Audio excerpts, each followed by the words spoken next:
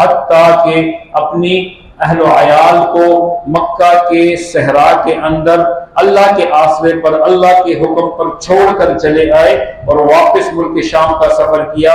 और उनकी औलाद, उनकी अहलिया और उनकी औलाद के जरिए से उस कुर्बानी के नतीजे में अल्लाह पाक ने वहां जमजम का चश्मा जारी फरमा दिया और मक्का और अरब को पूरा आबाद कर दिया। और आप सल्लल्लाहु अलैहि वसल्लम की बिअसत के वक्त 33 कबाइल वहां पर आबाद हो गए थे।